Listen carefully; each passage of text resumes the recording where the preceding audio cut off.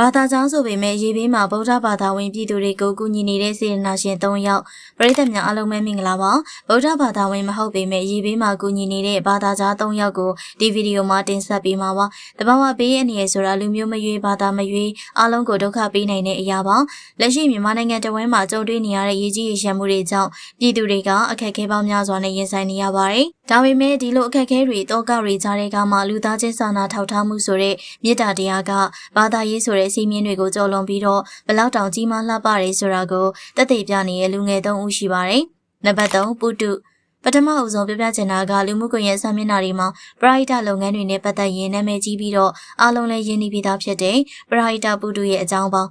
ပုတုကမွတ်စလင်ဘာသာဝင်တဦးဖြစ်ပါတယ်။ဒါပေမဲ့သူ့ရဲ့ကိုကြီးကယ်ဆယ်ရေးခရီးစဉ်တွေကိုကြည့်လိုက်ရင်ဘသူကဘာလူမျိုးလဲဘယ်ဘာသာကိုကိုးကွယ်တာလဲဆိုတာကိုတခါမှခွဲခြားမထားပါဘူး။အခုလိုရေးကြီးရေရှမ်းမှုတွေအဆိုးရွားဆုံးဖြစ်ပေါ်နေတဲ့အချိန်မှာတချို့သူတွေသွားဖို့ဝင်လေးတဲ့ရေအလွန်နဲ့တဲ့နေရာတွေလမ်းဘက်ဆက်သွယ်ရေးပြတ်တောက်ပြီးတော့သွားလာရခက်ခဲတဲ့မြို့နယ်တွေအထိသူကိုယ်တိုင်ဆက်လီတွေနဲ့အရောက်သွားပြီးတော့ကူညီနေတာကိုတွေ့ရမှာပါ။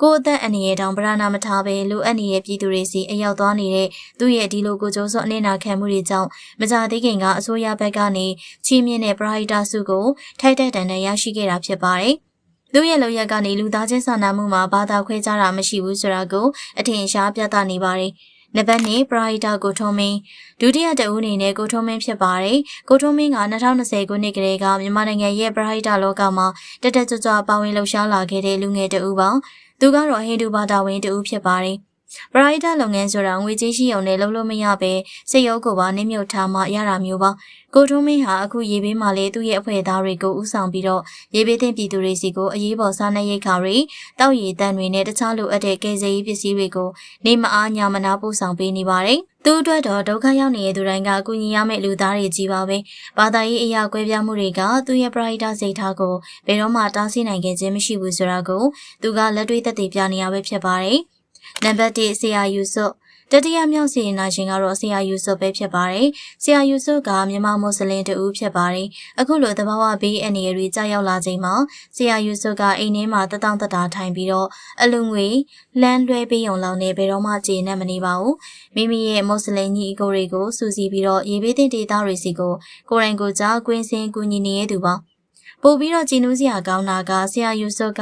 ဗုဒ္ဓဘာသာဝင်ယဟန်တန်ဃာတော်တွေကိုအထူးလေးစားကြည်ညိုတတ်ပြီးတော့တန်ဃာတော်တွေနဲ့လည်းအလွန်ခင်မင်ရင်းနှီးစွာဆက်ဆံတတ်တဲ့သူတဦးဖြစ်ပါတယ်။ဒါကမတူကွဲပြားတဲ့ဘာသာတရားနှစ်ခုကြားကချစ်ကြည်ရင်းနှီးမှုနဲ့အပြန်အလှန်လေးစားမှုရဲ့အကောင်းဆုံးပြရုပ်တစ်ခုလိုတောင်ဆိုနိုင်ပါတယ်။ကိုလူမျိုးကိုဘာသာအတွက်ပဲဆိုတဲ့ကျင်းမြောင်းတဲ့အမြင်တွေကိုဖယ်ခွာပြီးတော့မြန်မာနိုင်ငံသားအလုံးအတွက်နှလုံးသားလှလှနဲ့ကူညီနေတာပါ။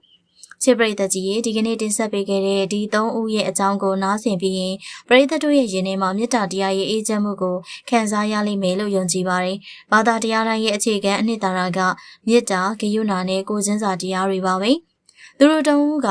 ကိုယ်ွယ်ရာဘာသာတရားတွေမတူပေမဲ့ရေဘေးအလူမှာတော့လူသားချင်းစာနာခြင်းဆိုတဲ့ရည်ရွယ်ချက်တစ်ခုတည်းနဲ့အတူတူရပ်တည်နေတာပါ။အခုလိုအခက်အခဲတွေနဲ့ရင်ဆိုင်နေရချိန်မှာဘာသာရေးလူမျိုးရေးခွဲခြားမှုတွေဘေးဖယ်ထားပြီးတော့တဦးကိုတဦးရိုင်းပင်းကူညီကြတဲ့ဒီလိုစံပြလူတွေရှိနေသေးတာကနိုင်ငံအတွက်တကယ်ကိုဂုဏ်ယူစရာပါ